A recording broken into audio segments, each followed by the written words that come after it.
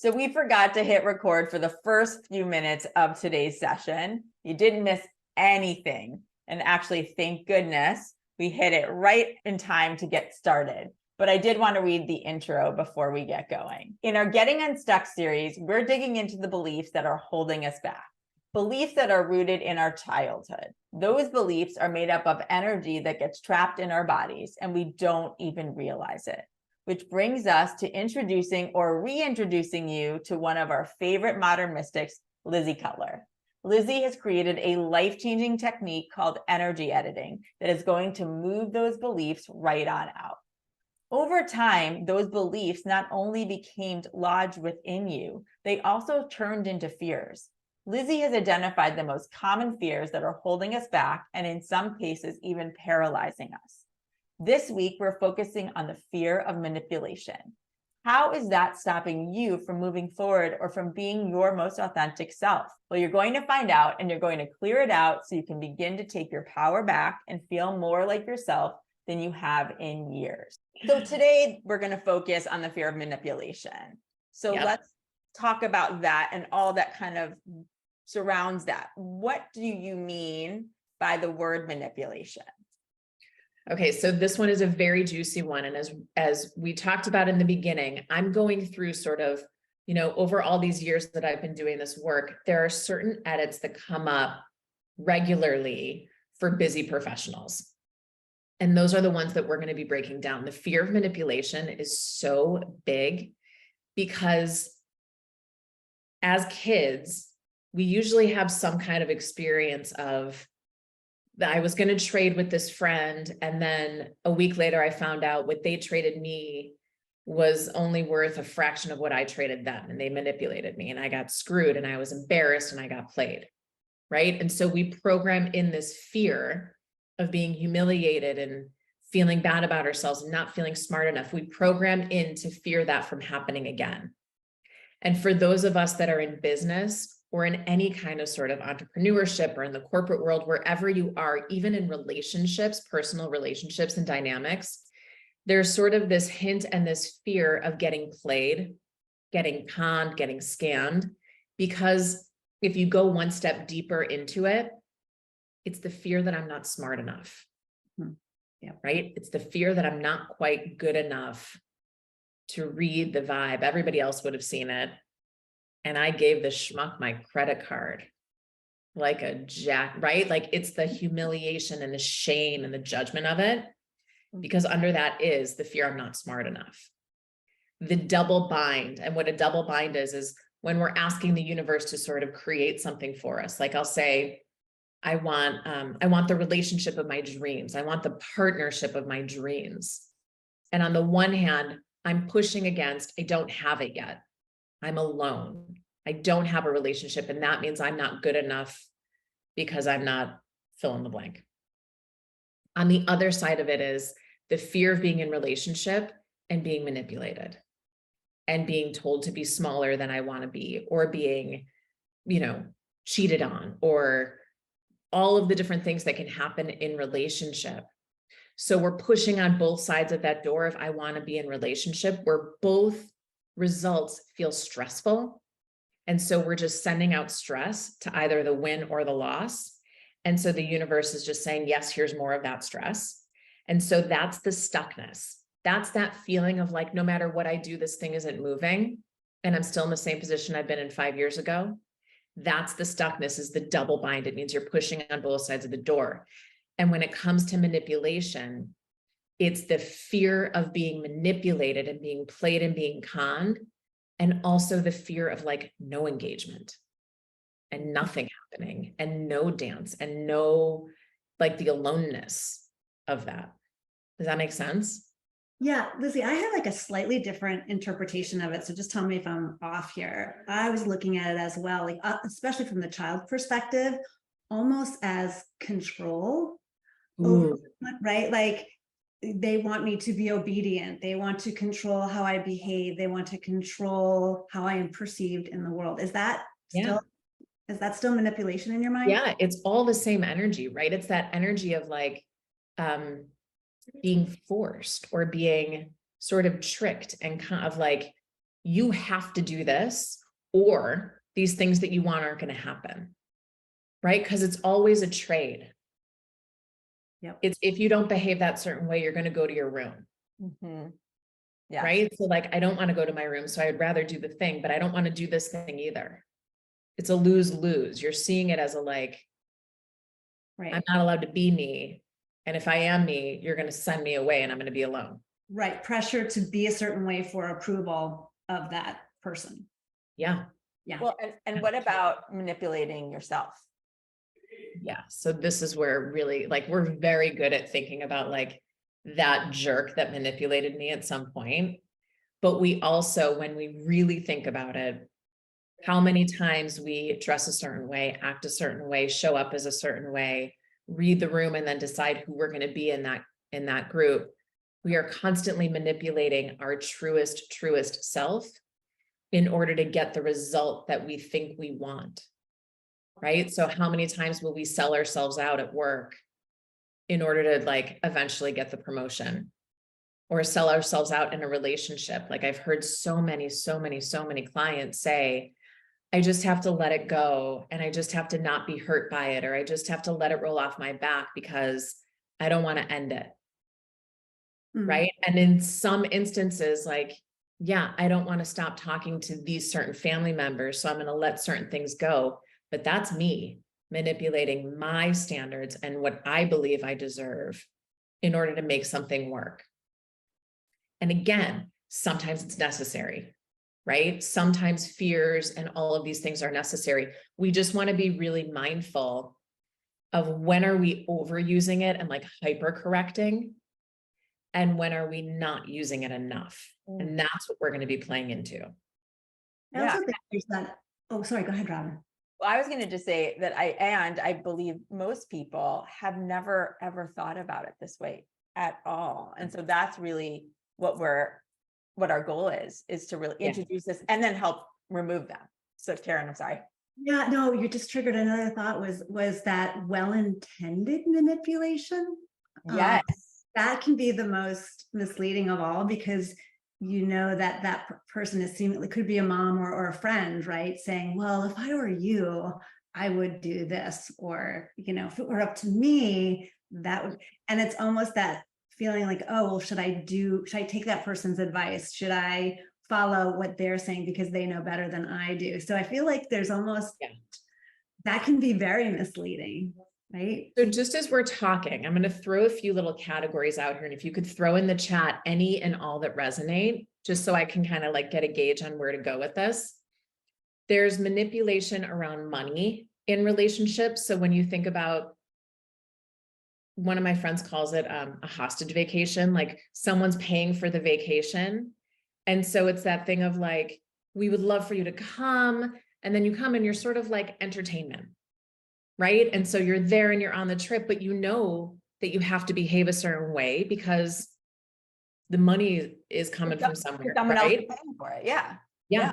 Or you're out to dinner, or like, I remember as a younger person dating, I felt like this a lot on dates. Like, well, he's taken me out on 3 or 4 dates, so don't I have to put out a little bit? Like I have, you know, and then I was like, what am I doing? Yeah. Right. Because he bought me dinner, he has to put his tongue in my mouth. Like, I don't want his tongue in my mouth. And when I broke it down that way, I was like, this is insane what we tell ourselves.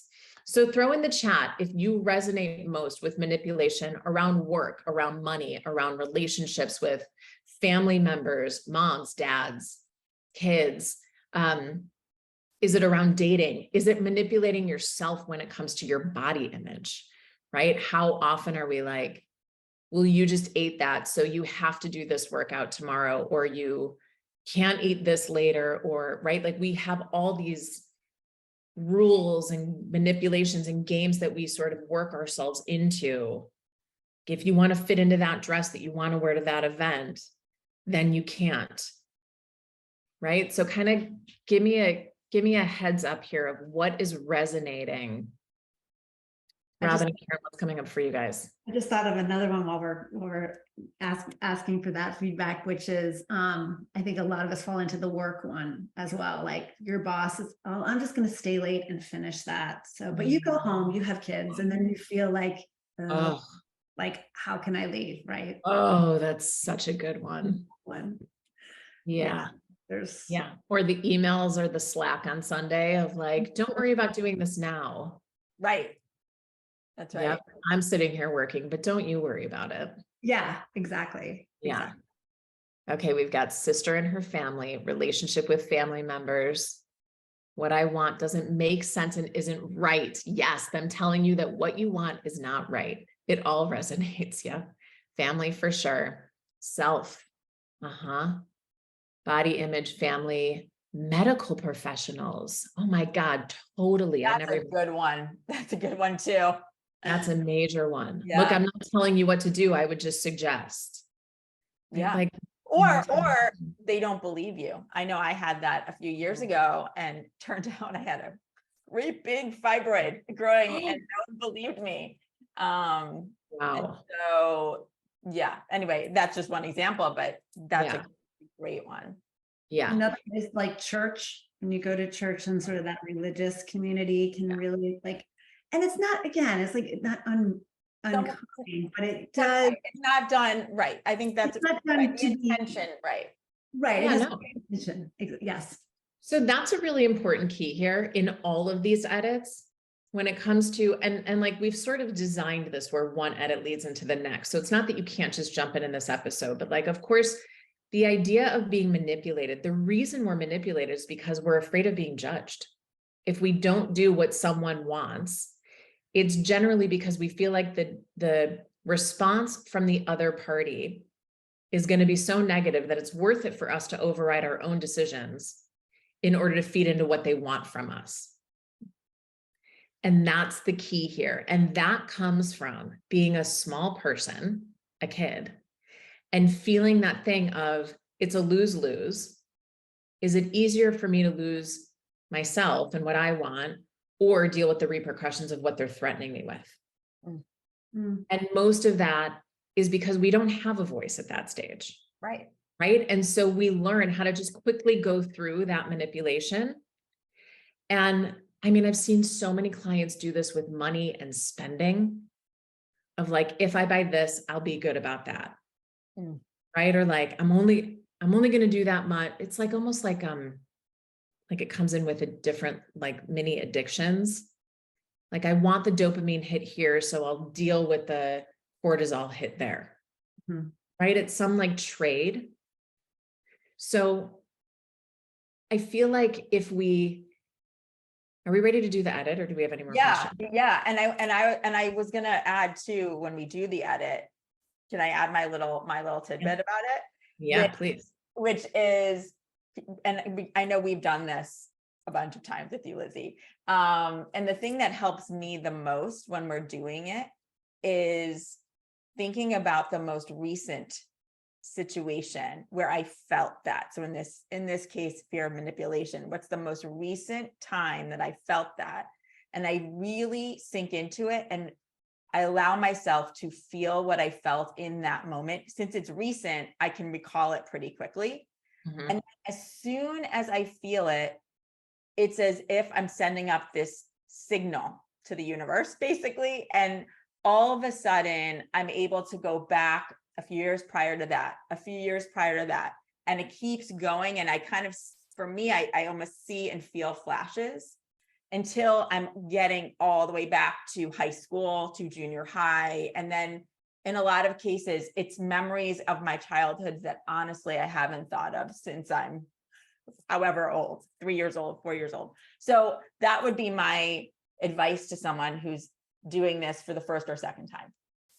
Because for some of us, it's really hard to go back that far. Exactly. And you think you don't remember anything. You think you don't remember anything, but you actually do. Yeah. So here's my little like 411 how to do an edit.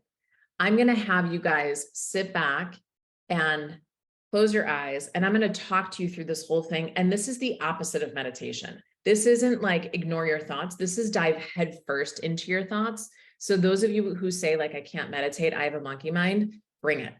This is perfect. I want you to imagine that, because we're talking about beliefs and vibrations and all of that. So each belief has a different vibration. There's a different like sort of essence to the feeling.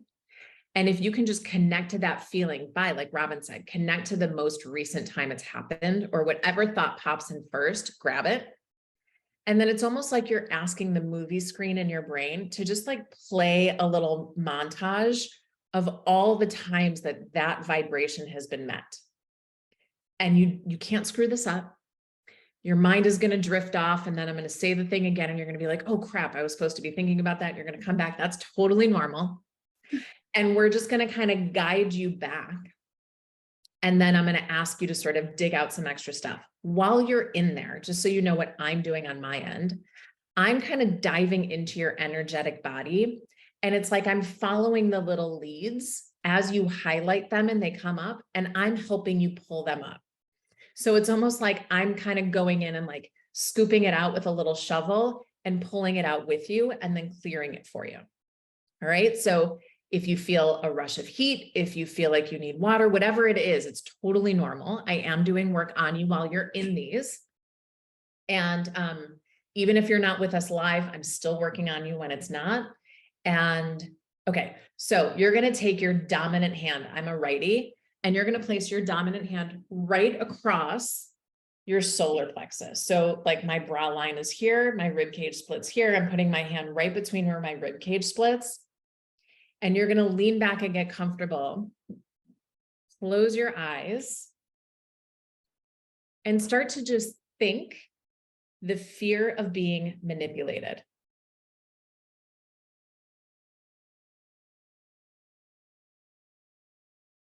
The fear of being manipulated.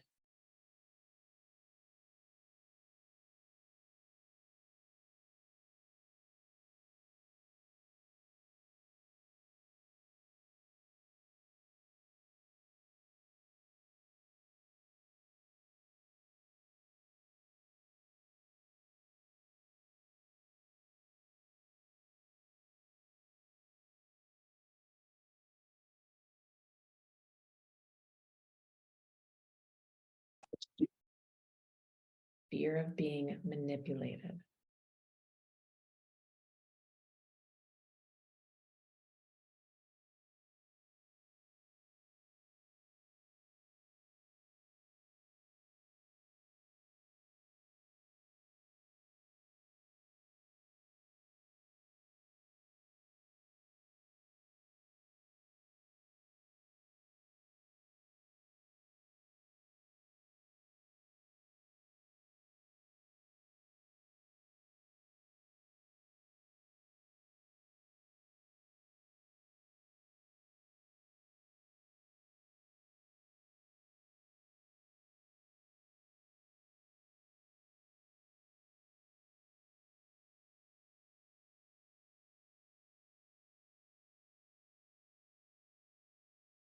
You're doing great. Stay in there. The fear of being manipulated, trace it back. See if you can travel back in time. You might notice you're feeling it somewhere in your body. Just breathe into it and let the thoughts keep coming up.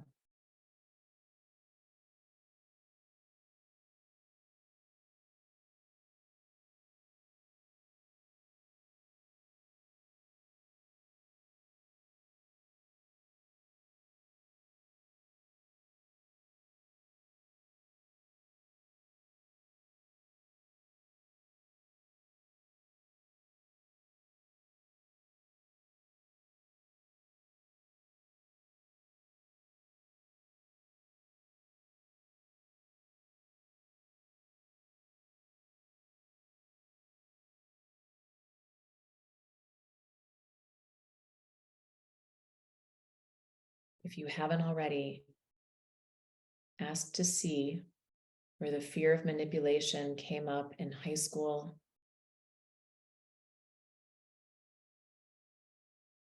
where did it come up in junior high?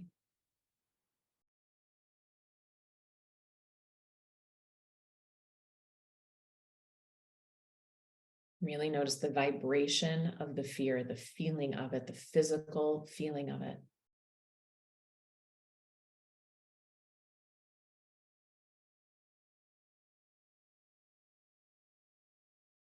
Fear of being manipulated. Go back to grade school.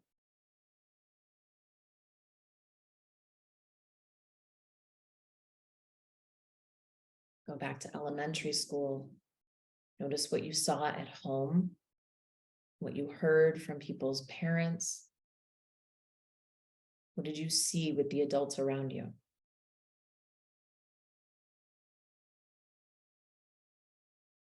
Where did you see manipulation?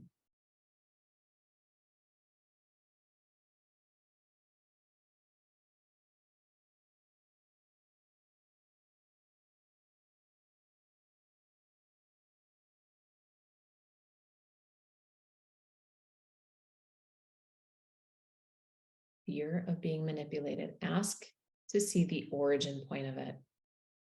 Ask to see where it was programmed in you. Where did this start?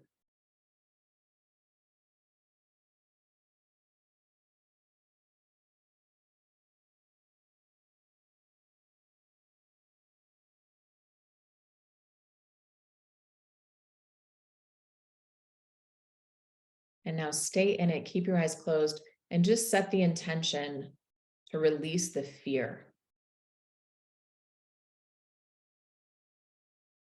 Release the anticipation of it. And tell your little person self that you have new tools to deal with manipulation. You have access to new help, new support system, new ways of coping.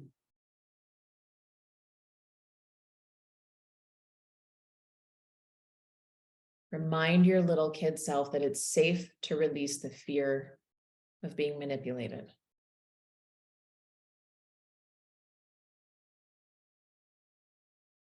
Okay, go ahead and take a really big, full, deep breath in. And exhaling, let everything go.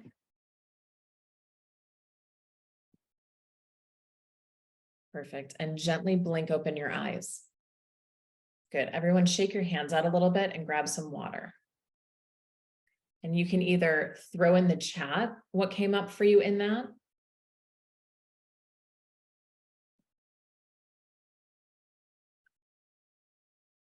I definitely want to hear from Robin and Karen what came up for you in that. And as you're sort of processing this and thinking about what came up, if anyone would like to sort of have me sort of workshop through how we sort of move this and get this going, if you want to just like do the hand raise thing, and we'll grab somebody for me to process this through with. But Robin and Karen, while we kind of let everybody move through, tell me what's up in there. You go, Robin. You go Okay. first. So for me, I started, as I said, most recently, and you'll all appreciate this. My most recent experience with it was buying a car and feeling that I was going to be manipulated there. But then I went back, and I was surprised that I was going back. A lot of it was through work. Then it was through with some relationships. And then for me, this wasn't even the root, but I want to share this. For me, it was the night my dad passed away. And I was 12 years old, and they had taken my dad to the emergency room, and I was carted off to a neighbor's house by people who, I mean, now to this day, I wish I could just say thank you, because I know they were doing their best. They didn't know what was going to happen, right? And they were telling me everything was going to be okay. And then I could hear my mom screaming. Oh my God. Because it wasn't okay. And she had just gotten home, and he had passed away, and, they were telling me everything was going to be okay. Mm. And so I felt like and so what it came to me, the fear of manipulation, biggest thing, because it was being lied to. And then when I went back to the root, I was shocked to find myself at 3 years old in my grandmother's house, who I loved dearly. I loved my grandparents, and my parents had dropped me off there. I was living in Brooklyn, New York at the time. And they had dropped me off, which isn't weird, but they didn't come back for that day. And what I came to find out, and this is all good news, and I love my sister, but my sister was being born, and they didn't tell me that they were leaving me there for several days while my sister was being born. Oh my Of gosh. course, I must have known at 3 years old that my mom was pregnant. I mean, that wasn't a secret, but it was the fact that they didn't say, you're going to be here for several days. And so I was Yeah. so besides myself that they lied to me. And even though it was for the best of reasons, I think to your point, Karen, it was well intended. I think they thought I'd be upset knowing they weren't coming back and that my whole life was about to change. But it was all this idea of being lied to. Okay, so just really quickly, if we go even deeper than that, it's like your little kid brain sees the world in a certain way and knows mom and dad are supposed to come back after a certain amount of time. And I don't think things are okay, but everyone is saying that they are. And it's almost like we're being manipulated to not trust our inner voice. Oh, And that is such a huge one, right? And it's the same with the work thing of like, I'm going to stay, but you're welcome to go. Is like, well, my instinct was to go, but now I'm not trusting that that's okay. And so by not trusting our inner guide, we are moving out of the light. And we talked about this last time, like when we are in alignment with our soul self and things are flowing the way we want them to flow, it's because we're trusting those instincts and following those momental, intuitive hits.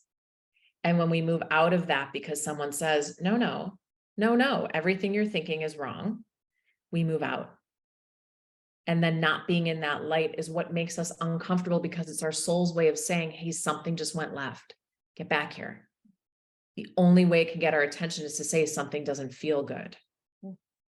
So the not trusting yourself, when I was first doing this work and I was doing intuitive readings and someone would say, that's not true. I was like, shit, maybe I don't know what I'm doing here. And then a day or two later, they would be like, oh my God, I realized what that meant. Right. But to have your instincts be called out as wrong makes us not trust our instincts. And that's our, like, our survival. yes. Yes. That is huge. That is huge. And I'm sure so many people resonate with that, where well-intended, Yeah. well-meaning adults have told us one thing while doing another. Oh my gosh, that was a really big one. Yeah. Yeah. Mine was way different. But what I felt, Lizzie, was as you were taking us back in time, I felt like Robin has said, do something recent. And I was kind of doing that, going back from one to another. And I could literally feel almost like a thread of connection between them. And it kind of led me all the way back to a moment I really did forget about. And it was one of my birthdays. I don't remember how old I was. I had to have been like maybe first or second grade. And my uncle, who's a priest in the church, very, dear uncle, was there. And I had just finished blowing out the candles on my cake.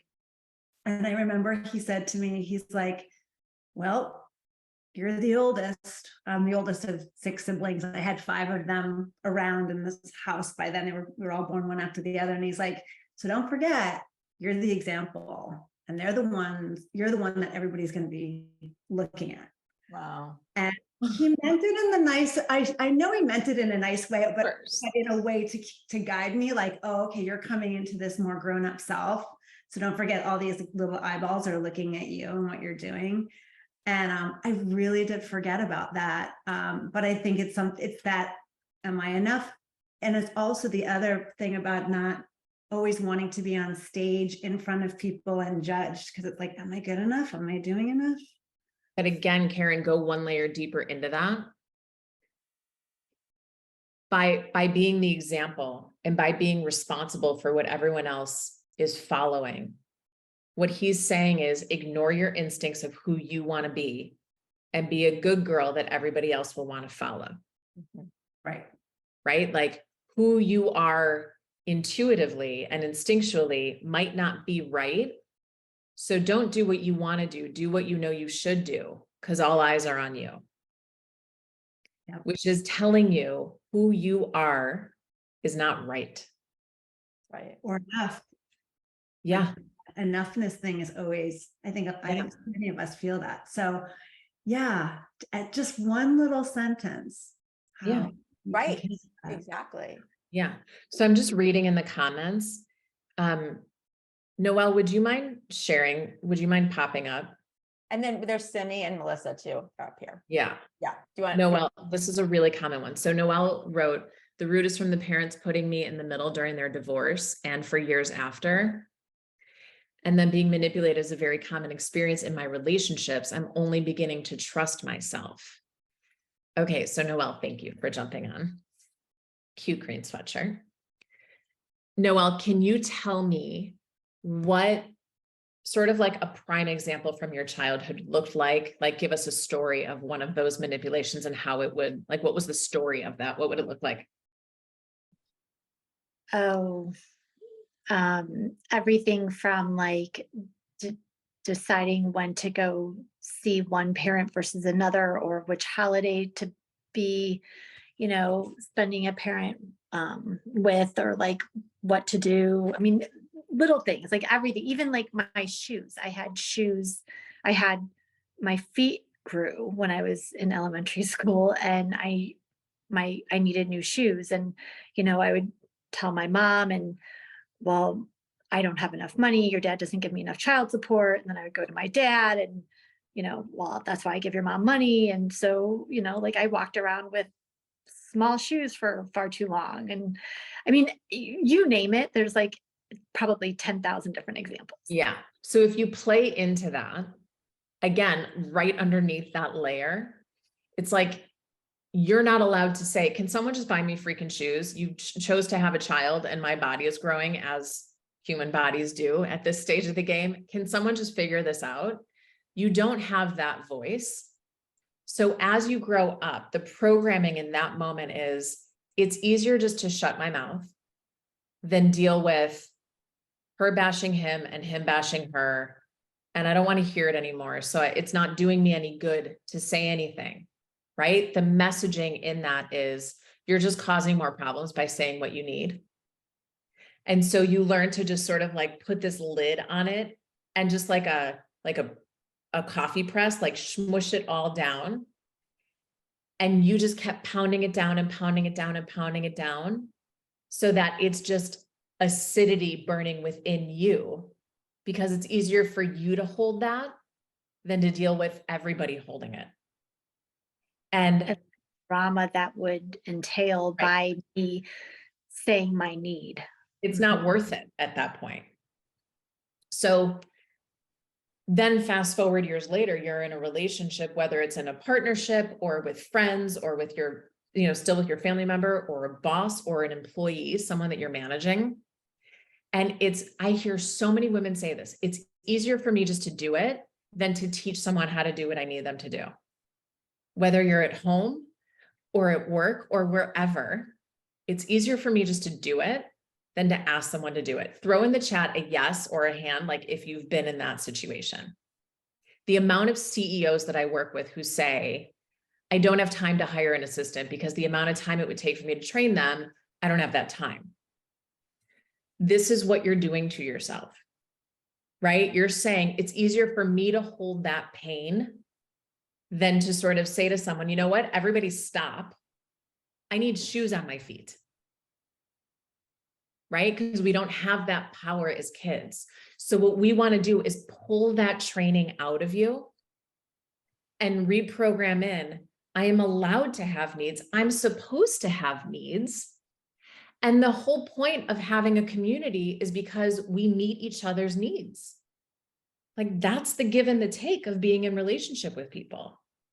When relationships are completely one-sided and you're always giving or always taking, they fall off the handle, right? So I'm not saying things are always in balance, but at some point someone's giving 80% and hopefully at another time in life, the other person is.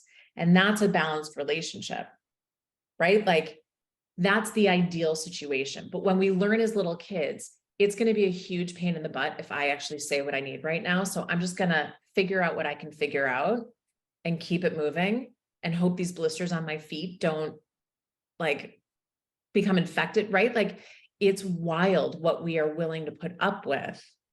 And that's the physical that we're talking about with your example. The emotional, it's wild. Does that all resonate? 100%. Yeah. Okay, out is out. Like, just let all of that off of you. We just pulled so much of that off of you. Thank you. I feel it. I'm trying not to, cry, but I definitely Okay, have. so as soon as you pop out of here, I want you to turn the camera off and cry as hard as you can, and imagine some of that stuck energy is in your tears. Like, I'm not kidding you. In sessions, I will tell people, mute yourself if you have to. It's not going to scare me if you have like an ugly cry situation. Cry as hard as you can to let that move out.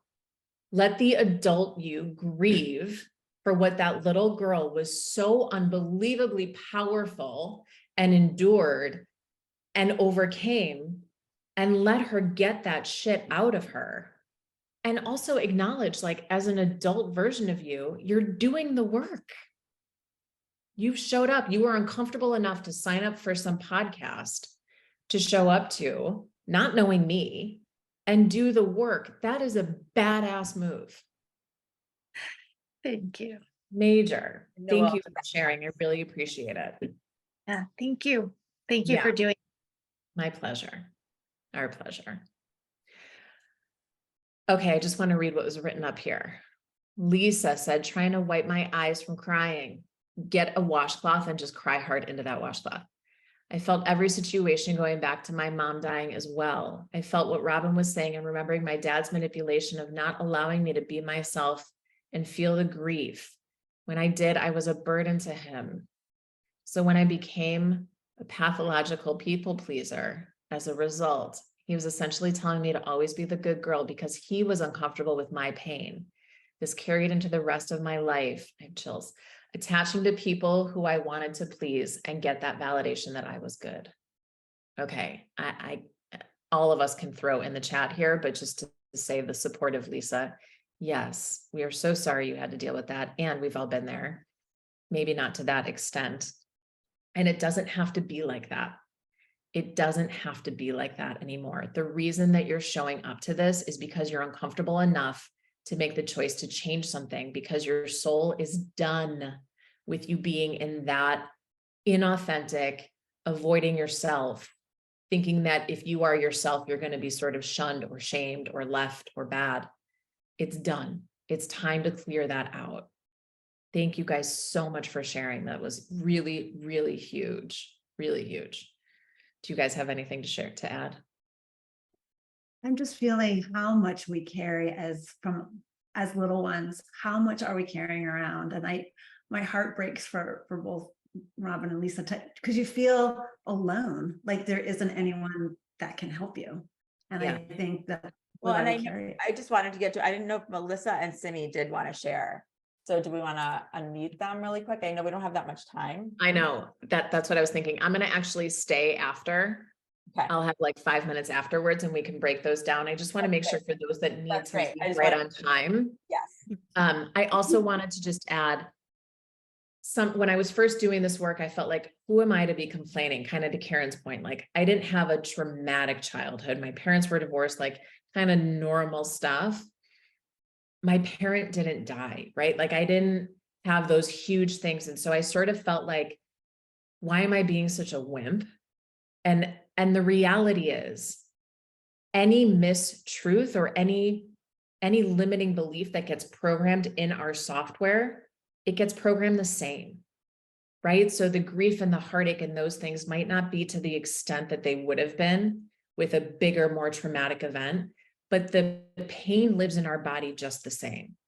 So if you're sitting here listening to this thinking like, well, I didn't have anything that horrible, and we can all feel with such empathy and compassion the pain that we think that would have felt like, it doesn't discount what you're feeling. And it doesn't mean that you don't still deserve to sort of clear it out and clean it out and want to do the work, because it's impacting you now just the same. It's so true. It's so true. So what can people expect to feel over the next few weeks? So over the next few weeks, I want you to watch where those bubbles sort of keep popping up, where the memories keep popping up. When they do, you want to acknowledge them. Thank your little girl for showing you. It's like she's bringing you a present of like, don't forget this one. So thank her for showing you that. And then let it go as if it's a bubble popping and it just sort of pops out and can release. Okay, so it just sort of releases and clears out from the top of your head. I want you guys to be drinking at least 2 liters of water a day. A big Nalgene is 1 liter. Back through. So 2 liters a day is going to help this stuff flush out and help it process faster. If you're feeling like you're kind of udgy or like just skin crawly and cranky and irritable, soak your feet in Epsom salt for like 20 minutes, just your feet, and let this stuff pull out of you. And that will really help sort of ground you back in and help this stuff clear out. You're welcome to email and let me know what's going on with you. So I can throw my email address in here. And if I'm forgetting anything, this is my personal email address. Ladies, am I forgetting anything that people should be aware of? Do you want to say your email out loud too? I don't know if will that show up in the recording? Yes. Oh, right. It's Lizzi Sue, LIZZISUE 123 @gmail. And it's also all on my website. So you can email me from my website, which is LizziCutler.com, LIZZICUTLER.com. Melissa, I can't see what that says. Let's see. I can. I'm entirely a visual person. So I made this with little pictures of me when I was little. Oh. With my different names that family names would call me, and just said, you need to be on this journey. I'm with you. Thank you. I love you. Really beautiful. To just heal, so I'm a visual person. So I love that. So sweet. Good. I love that. Thank you for sharing that. No, I think you covered everything. And the other thing that we wanted to tell everybody is that we will be doing this again next month, on July 14th, same times. It's a Friday at 2:00 Eastern. And this time we're going to be covering the fear of being broken. So it's freeing ourselves from the feeling that something is wrong with us, which we talked a little bit about today. So that this time in July, we're going to focus on fear of being broken. Yep. And these are kind of building on each other, right? So like once we're manipulated, it's sort of that feeling of like, I'm a chump and that's why I got played. There's something wrong with me. And that's why this happened. So it's like, these are sort of going to all keep moving into the deeper crevices of where we are. So just pay attention the next few weeks. Where do you see that fear of manipulation show up? Where do you see the anticipation of like, I got to get my guard up. I feel like I'm going to get played here. Where do you feel that thing of like, I think I'm broken and I need to be fixed. If I do this thing, then I'll be fixed. That's been coming up a lot for me lately. Mm-hmm. So just pay attention to it. You can even kind of keep track of it in your phone and your notes and bring that up for us next time. That would really be a helpful thing. Yes. And then Lizzi, how else can people work with you? So I offer an energy, we're doing sort of a little promo for you guys, where we will do an energy sort of guide of figuring out what it is that's happening for you specifically, what it is that sort of is showing up in your energy system, and then helping you get a plan in place of how to start clearing these things faster for yourself.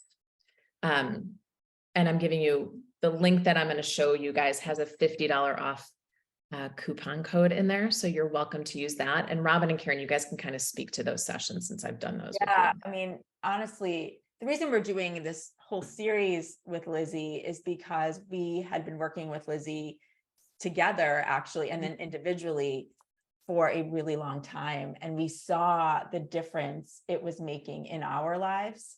And as we've talked about, it is this subtlety, but that adds up pretty quickly.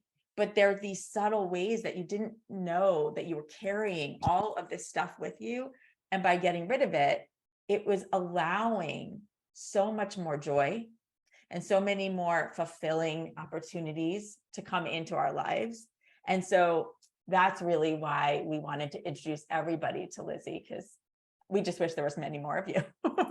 But what you also taught us is to start recognizing and being aware on our own, that we can do this on our own. And so that is the other part of it. Yeah. And I just want to kind of add, I know that when I first started doing this, it sort of felt like what I thought I would be doing versus what I recognized what we were doing in these sessions is it's almost like giving words to the feeling that you've always had, that something was off, or that thing that just felt like there's something wrong with me. We're really able to pinpoint where it is in your physical body, how it's showing up for you emotionally, and how it's impacting your life in like a day-to-day. And just by seeing it, naming it, labeling it, and really like, that's why we call it the energy assessment. It's like we're assessing where it is. And the second we call it out, it immediately starts to shift, right? Because now the spotlight is on it. The reason that it's hard to see from within is because it's been in there since you were such a little girl. So all these different layers of life have been sort of placed over it. And when that happens, we just sort of acclimate. We just get used to feeling that feeling, not knowing it's actually keeping us stuck. It's keeping us small. And once you move it and start shifting it, things get into flow so much easier. And like the love that I have with Robin and Karen is how much you guys are showing us all these different places and spaces where we can move forward and really stand in the truth of who we are. And whatever path that is for each of us, just giving us all these different practitioners. I just want to say one thing, which is that you are so good at zeroing in on specifically where something is, like, as you said, physically. And then this in a very like, I mean, when I tell you the first thing Lizzi ever said to me was so niche and so specific of something that she gave voice to something that I've done my whole life because of how I grew up. And no one else would never have been, I couldn't even give voice to it. So I just want to emphasize the specificity that you get to. And the ones that we're talking about in these series are the more common ones, but we all have so many fears, unfortunately, but we can get rid of them.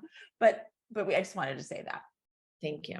Thank you. Yeah. It's part of the fun of loving what I do. So thank everybody. Thank you so much for being here. And I know we're going to stay just a few more minutes so that Liz can talk to Melissa. But thank you, everyone. I hope to see you next time. We hope that you continue to listen to Seeking Center, our podcast, wherever you listen to podcasts. We're so grateful. Thank you, ladies. Come back and join us. We really love doing these with you. Thanks, Lizzi. Thank you.